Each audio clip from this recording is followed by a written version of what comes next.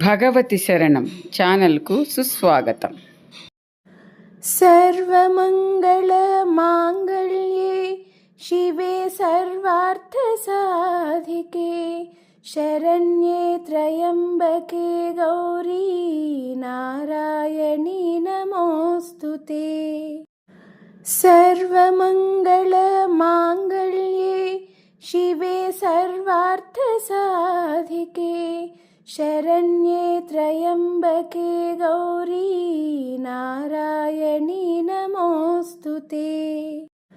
సర్వమంగళ మాంగళ్యే శివే సర్వార్థ సాధికే శరణ్యే త్రయంబకే గౌరీ నారాయణీ నమోస్తుతే.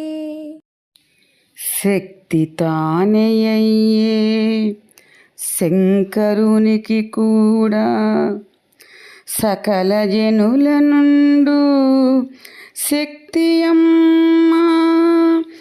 అమ్మ వంటే నీవే అయగిరి నందిని, తలతు నమ్మనెప్పుడు తల్లి నిన్నే, తలతు నమ్మనెప్పుడు తల్లి నిన్నే.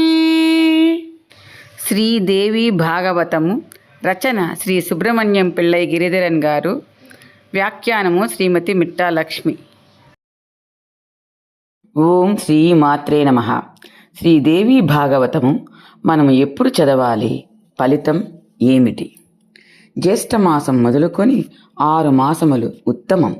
అశ్విని, మూల, పుష్యమి, రోహిణి, శ్రవణము, మృగశిర, అనురాధ నక్షత్రములయందు మరియు 4 నవరాత్రులయందు జగదంబకను ప్రసన్నం చేసుకొనుటకు దేవి భాగవతము వినవలెను. బ్రాహ్మణాది 4 వర్ణముల వారు స్త్రీలు ఈ కథామృతము ఆస్వాదమునకు అర్హులు. కథాస్థలము గోమయముతో అలుకవలెను. అరటి స్తంభములతో పచ్చటి తోరణములతో ఉండవలెను. ఉత్తరాభిముఖంగా కూర్చొని ప్రవచనం చేయువారు దేవి ఉపాసకుడుగా ఉండవలెను. కోరికలు లేనివారుగా, దయా స్వభావుడుగా, విద్వాంసుడుగా ఉండవలెను. కథ నిర్విఘ్నముగా కొనసాగుటకు 5 బ్రాహ్మణులు నవార్త మంత్రము జపిస్తూ దుర్గా సప్తశతి పఠించువారై ఉండవలెను. ధర్మ, అర్థ, కామ, మోక్షములను పొందుటకు మితాహారము చేసి 9 దినములు నిష్ఠతో వినినచో జన్మ మరణ రహితుడగును.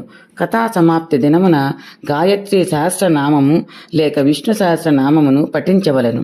బ్రాహ్మణులను పూజిస్తూ బాలకుడైనను పురాణ జ్ఞానము కలవాడు అనుగు వారు నమస్కారమునకు పూజ్యుడగును. శ్రీదేవి భాగవతము అర్ధశ్లోకము కాని అర్ధ పాదము కాని శ్రవణము పఠనము చేసిన వారు పరమపదమునకు అధికారులు కాగలరు.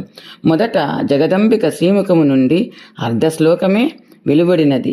ఆ మణిద్వీపము అధిష్ఠించిన జగదంబిక జగత్తునకు శ్రేయస్సును చేస్తుందని గట్టి నమ్మకం. శ్రీదేవి భాగవతం.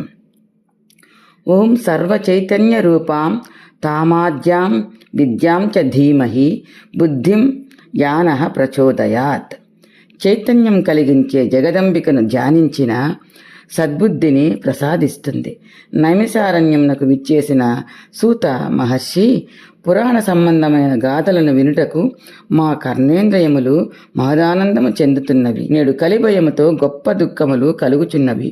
వేదాంతమును సాత్వికమనియు, మీమాంసను రాజసమనియు, న్యాయమును తామస శాస్త్రమనియు చెప్పెదరు. దేవీ భాగవతం 5వ పురాణము. దీనిని వినుట వలన ముక్తిని చెందగలవు.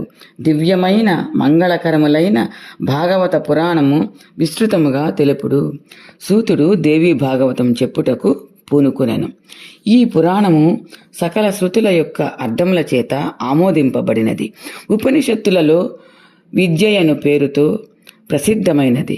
ఆద్య, పర, సర్వజ్ఞ అను నామాంతరములు కలిగినది. శ్రీదేవి భాగవతము 18,000 శ్లోకములు కలది. వేదవ్యాసుడు 12 స్కందములతో రచించగా ఇందు 318 అధ్యాయాలు, స్కందములు వారీగా 20, 12, 30, 25, 35, 31, 40, 24, 50, 13, 24, 14 మొత్తం అధ్యాయములు 318 కలవు. పురాణ లక్షణమైన సర్గ, ప్రతిసర్గ, వంశము, వంశానుకీర్తనము, మన్వంతర వర్ణనలతో అలరారుతుంది. ఆ భగవతి మహాలక్ష్మి, మహాసరస్వతి, మహాకాళీ రూపమున ప్రకటితమైనది. అష్టవ్యవస్థను తొలగించుటకే ఈ దేవి అవతరించెను. సర్గశ్చ ప్రతిసర్గశ్చ వంశో మన్వంతరాణి చ వంశానుచరితం చైవ పురాణం పంచలక్షణం అన్నారు. సర్గ ఈ సృష్టి యొక్క అస్తవ్యస్తను తొలగించుటకు దేవి అవతరించెను. ప్రతిసర్గ బ్రహ్మ, విష్ణు, రుద్ర రూపములలో ఆ ఆద్యాశక్తియే ప్రకటితురాలయ్యను. వంశము చంద్రవంశ, సూర్యవంశముల ఉపాఖ్యానములు కలది. వంశానుచరిత మనువులు వంశానుచరితతో కూడుకున్నది. మన్వంతరము మనువుల వర్ణన, కాల నిర్ణయము మన్వంతరముగా ప్రసిద్ధి చెందినది. ఓం శ్రీ మాత్రే నమః.